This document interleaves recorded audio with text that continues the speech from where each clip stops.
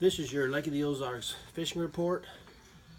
Today is Monday, September 11th, and this is the report is for the upper Osage area of Lake of the Ozarks. Conditions at the lake have changed just a little bit from my last report that I did. The water level, it's actually about a foot or less than a foot from being full, but they've actually been kind of moving the lake up and down a little bit. It's had a fluctuation of a foot to 3/4 of a foot. It was down earlier in the week, and now it's come back up. So that rising and lowering of the water like that has kind of affected the bite in the back of the creek a little bit. I'll explain that for you here in just a minute. The water temperature in the morning was around 70 this morning when I went out. In the afternoon, it's getting up in the mid-70s. So we're looking at mid-70s into low 70s water temperature. So that water temperature is definitely on a downward trek, and that's good as we move on into fall. Some of the things, the direction we're going. And then the water color. Main Lake is still pretty muddy. They're still dumping water out of Truman, pulling it through Lake of the Ozarks, through Bagnell Dam. But the creeks are clearing. The creeks this week have cleared up a little bit more than they were a week ago. And so, in fact, when you come into the creeks, you're starting to see some of those streaks, clearing streaks in the creek. So that's a pretty good sign. I predict probably another week or two, we'll have our water color back to normal where it should be. And when we do get that water cleared up a little bit better, it should really accelerate and help that topwater bite a lot more when we get to that.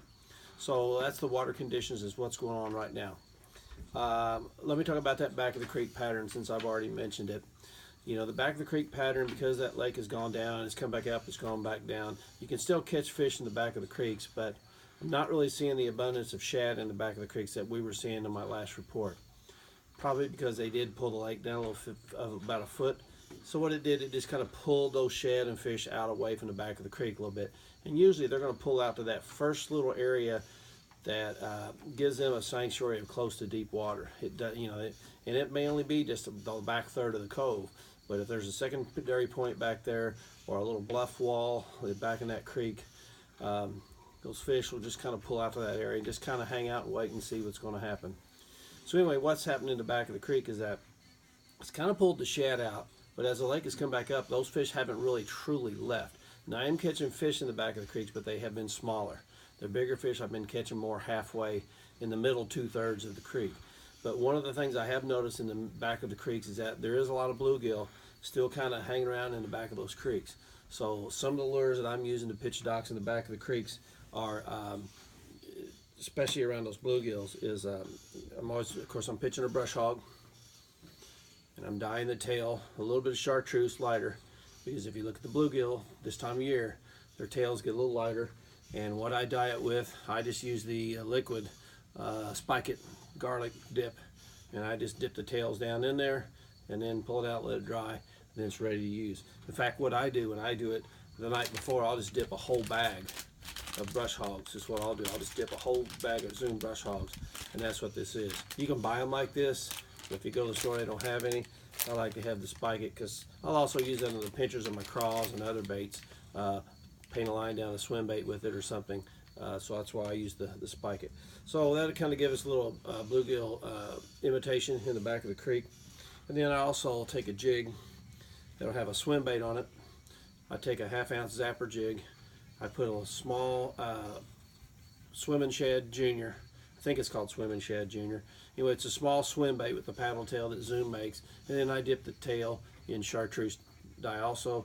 And what that does, it kind of gives me the combination of the shad vibration if I'm pitching it around docks, but it also gives me that coloration, that Ozark craw color. Even though it's the natural color of craws in this lake, it's also a pretty good imitation, the green, black, and brown color of a bluegill with that lighter tail. So caught a couple decent fish on that this week. And then the third bait I've been pitching the docks with is what I use when conditions kind of get tough, get a high sky, there's not a lot of wind blowing in on the docks, and the bite gets a little bit slow. I'll go and I'll pitch a tube. This is a Crocker Gator tube. It's what it is. I like the Crocker Gator tubes. They're pretty durable and tough. The tentacles don't seem to pull off as easily.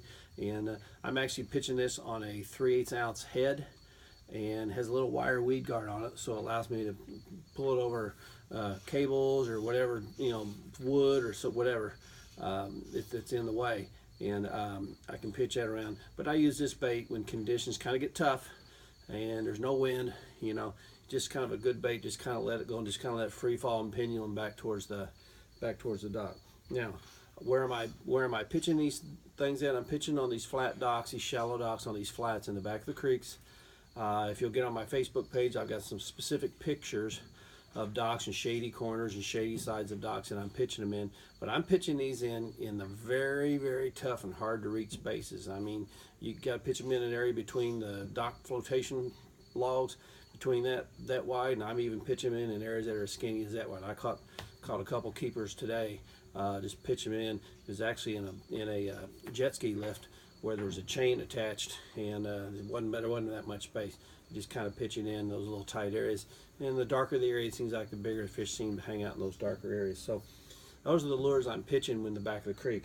I'm using this jig back there right now because it simulates more of a bluegill, which is kind of what I'm seeing.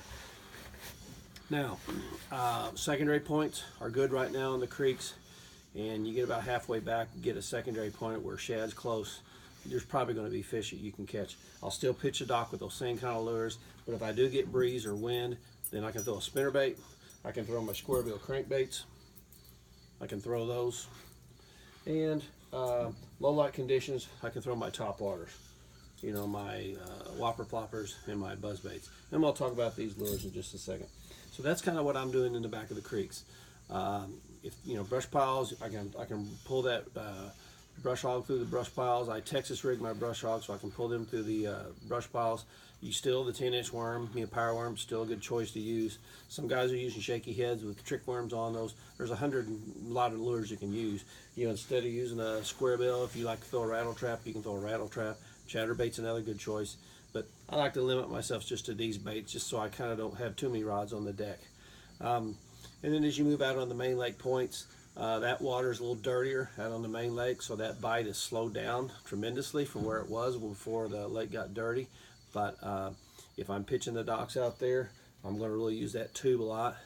You know, that thing will fall slow and kind of erratic, and the brush hog and the jig again. And then of course, low light conditions, you can also throw your top waters.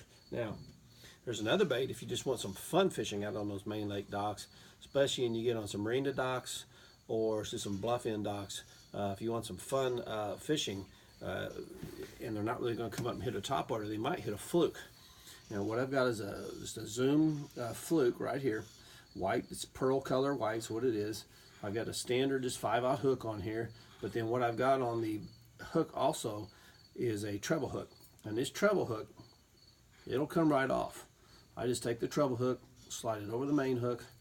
This treble hook is basically going to slide up and down, and then I just Texas rig that fluke, go through the fluke there, then I just kind of skin hook that fluke, or you can leave it out.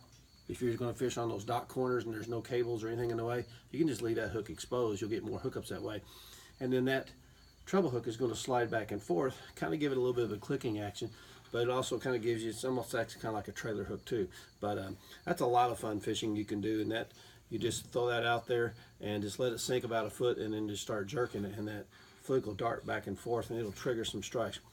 Throw this on lightest line as you can get away with. I've been throwing it on 10 to 12 pound line. The lighter line you throw this on, the better action it's going to have. You throw heavier line, it has a tendency to kill the action, and if you use a monofilament, it has a tendency to want to sink as much. So I'll kind of go to 10 or 12 pound fluorocarbon with this, and fluorocarbon will sink. Now, you know, bluff end docks are good on the main lake points. You can still catch fish on those. I'm sure there's some guys that are probably running some deep crankbaits catching fish up in the upper lake area. You don't have to do that as much because the shad are up. So I've been doing just a lot of just pitching docks and covering a lot of water doing that. I get questions from time to time is what colors are you using or what size are you using on some of these lures. So let me kind of show you what I'm doing. I've been throwing a buzzbait a little bit. I throw the 3/4 ounce head knocker buzzbait made by Crocagator. I always put a trailer hook on it, and I don't want my trailer hook to swing back and forth. I know some guys slide the hook on and then they put the little plastic tube keeper over the top so it won't come off, and they'll let that thing slide. I want mine fixed in a spot. I want it staying there. I don't want it going back and forth, because I have this fear that a fish is going to hit it and knock that hook sideways if it's loose. So I want that that trailer hook set on the back of that hook. I mainly use a black with a gold blade in the real dirty water. If you're fishing clearer water, you could go with a white with a silver blade. They're attracted to the sound more than anything, and when they look up, they're just seeing a silhouette of the bait. So I don't get hung up on colors on buzzbait, but it's a very, very good buzzbait. What makes this buzzbait better than all the others in the world? Flathead. It'll get up on top and stay on top, and you can crank it slower, keep the bait in the strike zone longer. I use the bigger one because actually, believe it or not, you can keep the bigger one on the surface easier than you can the smaller versions that they make. Now, I get questions about on the whopper plopper, what size do I use? If you haven't fished a whopper plopper yet, it's pretty exciting. The fish hit it pretty hard. It's basically a plastic bait with a tail that spins around like a buzzbait blade. The advantage of this bait is when you stop it, it's going to float. It's not going to sink. So, right now, I'm using the smaller version. I think it's a 90. This is the bigger one called the 130. I will go to the 130 later on this fall when I see the big gizzard shad get close to the bank. And that usually doesn't happen until around right after the turnover. So I'm looking mid to late October into November when that's going to happen up here for me. And what will happen, the gizzard shad will get on these big rocks, on these points and secondary points, and then the big fish will just kind of follow in to eat those big gizzard shad. But until that happens, right now I'm kind of throwing the smaller bait. I still catch plenty of nice good sized keepers on this, and the explosions on this are pretty violent, but and I pretty much stay with shad colors. This has a green or black back, clear size. I don't really know the names of these baits. I don't get hung up on names. I just know I want them to look like a shad because that's what they're going to mimic. They're going to mimic shad. So that's what I'm doing with my top loaders. My square bills, I'm going to throw 2/4 colors with my square bills. I'm going to throw a gizzard shad color. This is a Strike King KVD 1.5. I'm going to throw a gizzard shad color when the water's clearer, and when the water gets dirtier, gets under a foot of visibility or less, I'm going to go to the chartreuse with a black back. That's what I do. I even throw this bait in the spring, the chartreuse bait. I don't even go to a crawdad color in the spring because up here in the upper lake area, the water's a little dirtier, so I stay with that chartreuse color. If I want to get to target bigger fish, then I'll go to the bigger version, the 2.5 of the KVD square bill. And then on my brush hogs, I'm going to use a green pumpkin with a chartreuse. And then on my tubes, because the water's dirty, I'm going to go with a black neon. And if the water's clear, I'll go to more with a green pumpkin that has maybe kind of the lighter tails on it. Or you can just go straight green pumpkin. Some guys will use smoke color in clear water. Great. Use the color you're comfortable with. And then with jigs, I always use the Ozark craw. For me, it's a great color. It's the color what the crawdads are on this lake. And then also the bluegills are kind of greenish, black and brown, which is what the jig is. And then I just put a green swim bait or green pumpkin swim bait on the back of that. And that kind of suffices and does what I need it to do. And then my spinner baits, I kind of stay with the chartreuse and white. You know, dirtier water, I'll go to more of a golder blades. Clear water, you can go to clear blades. If the water's really dirty and it's early in the spring, I'm going to go to Colorado blades and have that big thumping action. So that kind of gives you an idea of what I do. I get questions about what size you're using, what you're doing. For example, a question the other day, what size are you pitching when you're Texas rizzing? What size weight are you using on this brush hog? I'm using a 1/4 ounce. That's what's comfortable for me with the rod action I'm using. If you're using a different type rod action and that 1/4 ounce doesn't feel heavy enough, you can't get it as far back as you want to get it, put a heavier weight on. Do what feels right for you. That's the most important thing. So thanks for watching these reports. Go to my Facebook page, Joe's Lake Ozark Guide Service on Facebook. I'll have more information, specific pictures of the docks and where I'm pitching these lures under the docks. Not necessarily specific locations on the lake. I'm not going to give up spots or people spots that tell me about, but just gives you an idea of the type of dock I'm looking for or where I'm throwing on those docks. So get on that Facebook page. It'll give you more information. And again, thanks for watching and be careful.